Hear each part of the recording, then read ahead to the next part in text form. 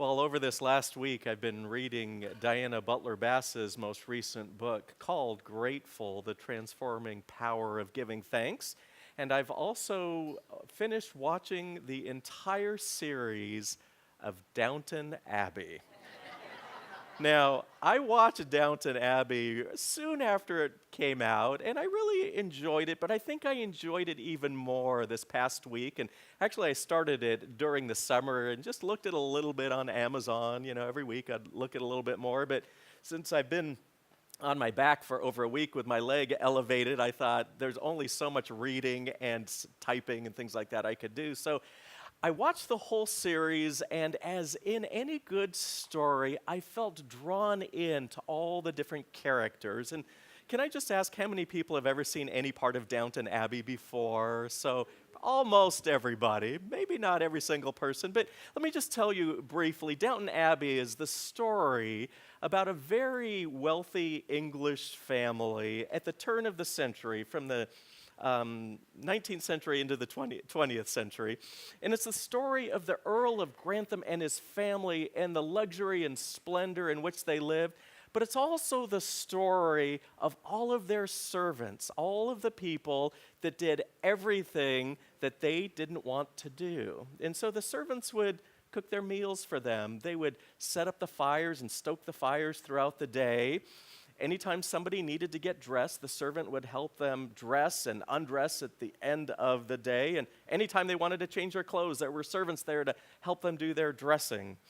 It just seemed like anything that they wanted, they could just snap their fingers or ring their bell or say what they needed, and a servant would be there to do all the stuff for them that they didn't really want to do. Well, as I was watching Downton Abbey this time, it occurred to me that these two stories are so intertwined because they are remarkably similar in terms of people getting along and not getting along, and people feeling very grateful and not very grateful. And it didn't really matter if you're talking about the people who lived upstairs in these luxurious rooms and slept in these incredible beds and so on, or if they were the servants that lived very simply. It seems to me, as I go back, they were all dealing with the same kinds of issues. Didn't matter how much money they had or what their position was in society. Every once in a while, probably every single series actually, every episode, I would find myself feeling rather emotional, sometimes even to tears. And one of those feelings that just seems like it was the strongest for me throughout the entire series of Downton Abbey was the emotion of gratitude. And there was several times where it just seems like the entire cast, every single person, the servants and the people of the wealthy family, all just erupted in gratitude. And the time that stands out for me the most was when the Earl of Grantham showed up downstairs in the servants' dining hall, and he announced that World War I had come to an end. Immediately, gratitude just flooded every person. They had forgotten about every single issue, every rivalry, every argument, and they hugged each other, and they screamed and squealed and laughed, and all celebrated, toasting with several bottles of wine, of course, too. And it occurred to me that every once in a while, something happens in our lives where many people suddenly are just overwhelmed with gratitude. And when that happens, we too forget about all the disagreements that we might have with family members, or maybe church members, community, maybe even in our nation. And people just let go of all of that, and they just celebrate and are grateful together. And as I was thinking about that particular episode, I remember just thinking this week, when people feel grateful together like that, they literally and figuratively come together and connect in ways that just doesn't seem to happen otherwise. When I think about this church, I think about all the times over the last 4.5 or so years that I've been the pastor here, where people have just felt gratitude all together. Like after a beautiful song that somebody offers to us, or after a beautiful dance that somebody presents to us, or what about when a little over 3 years ago, we announced the total of our capital campaign, and everyone was shocked. We had no idea that we were that generous, and we just celebrated. Or what about just this last summer when we talked about what a successful capital campaign we had, and we looked around and saw all the different things that have happened in the last 3 years. There have been many, many times in this congregation, just since I've been your pastor, where we have come together and just celebrated with deep, deep gratitude, and we have come together. In thinking about Downton Abbey this past week, and as I've been thinking about, well, it's time for our stewardship time together this month, the month of September, it occurred to me that there was a particular kind of stewardship, a particular way of thinking about stewardship that people had in those days. And as I thought more and more about it, it occurred to me that throughout most of the history of the Christian church, those nations that considered themselves Christians had a particular understanding of stewardship that frankly just doesn't work for me at all anymore, although it's what I was brought up with. You see, in the days of royalty and nobility, I'm talking about kings and dukes and earls and counts and so on and so forth, a very small percentage of the people owned most of the wealth and had most of the power and owned most of the land as well. And many of these people, perhaps all of them, had what they called stewards. And the steward was the person who took care of everything that the king or the duke or the earl or the baron wanted them to take care of. They didn't own a single thing, but they took care of it like it was their own. And then they were paid. Usually paid actually quite well if they did a good job, especially with the land and the money. And the idea was throughout the church, as the church expanded and grew, and not only grew in number but in influence, the church used that as a model for stewardship. Now think about it. Part of it really works well, I think, for all of us. Everything that God gives us doesn't really belong to us. Everything that we get to enjoy, we don't take with us when we die. Everything's on loan. As a steward, we take care of things for the person or the one who actually owns it. And in the Christian idea of stewardship, in this way of thinking, of course, it's God that owns everything. And our job as stewards is to take great care of everything. But the rest of the idea of stewardship doesn't sit well with me at all. Because then what happens is the steward gets paid. In other words, if you do a really, really good job as a steward, you get paid really well. You're going to get a nice paycheck if you increase the income or the land of your master.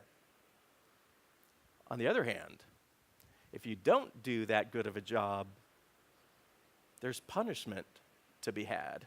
And the church basically used this model to teach people to give money to the church. I think you know what I'm talking about.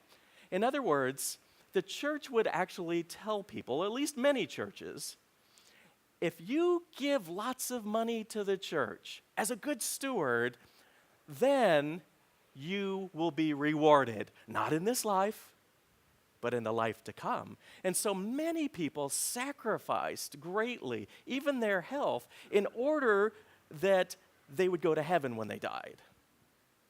And of course, if you didn't give a lot of money to the church, the other thing would happen, and that other place would be where you went to. And so the whole model was based on fear and reward, punishment, and the idea that if you are a good person doing what God wants you to do, then you're going to be blessed in the afterlife.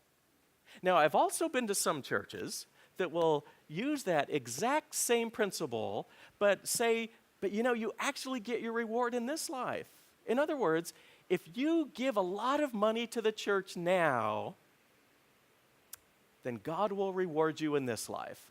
And the church will promise you that if you give a lot of money, you are going to get many, many rewards on this earth. It's called the prosperity gospel. You give a lot to the church, you give a lot to God, and God's going to bless you with a lot more money. And so the whole idea is based on merit.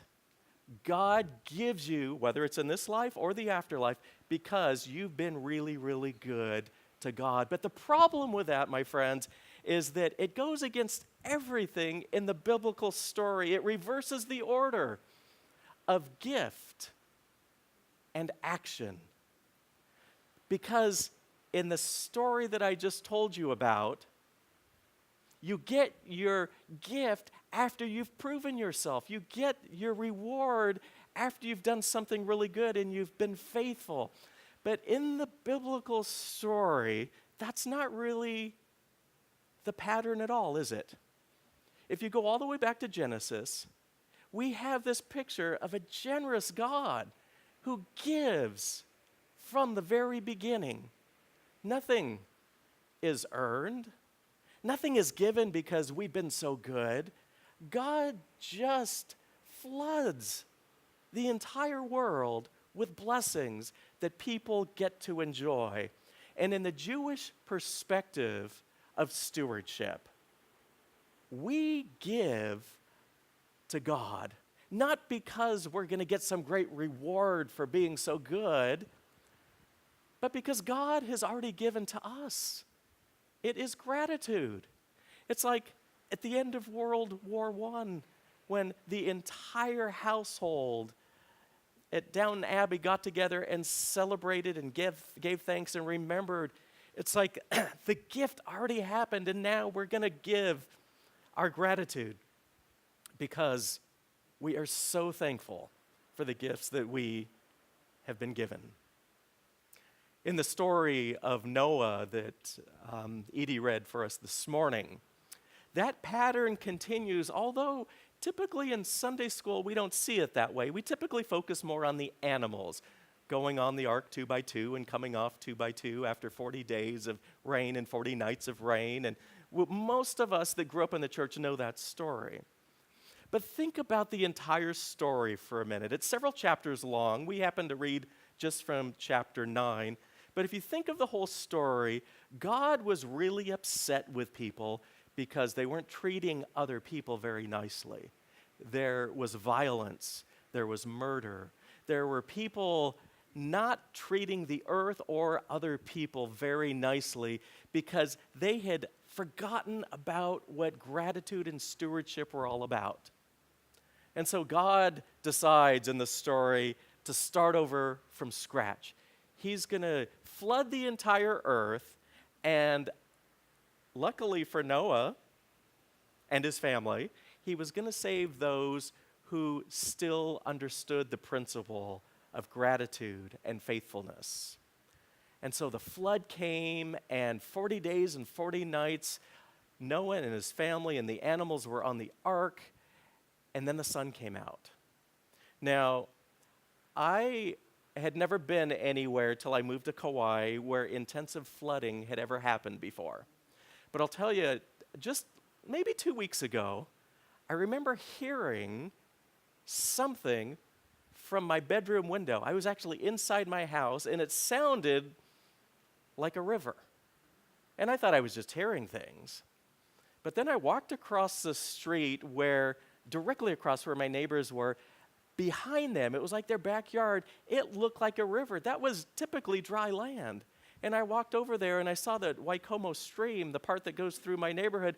It completely covered the road and had created a river, and the neighbors next door to the neighbors directly across the street from me, their driveway was completely flooded, and I was concerned for them, for the other neighbors, for the parsonage.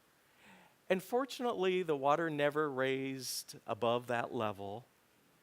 And there was a whole day there that I thought, what's going to happen? And the next day, the flood basically subsided, and I was filled with gratitude. One day. Now imagine 40 days of that kind of rain. Now, one thing we forget in the story, we are told in Genesis that it was actually 5 entire months that the water covered the earth. I can't even imagine. One day, I was thrilled when it was over. 5 months of flooding. It's beyond comprehension to me. But I don't think we appreciate the gratitude that Noah and his family must have had when they finally stepped off the ark. They had to be absolutely overwhelmed with gratitude.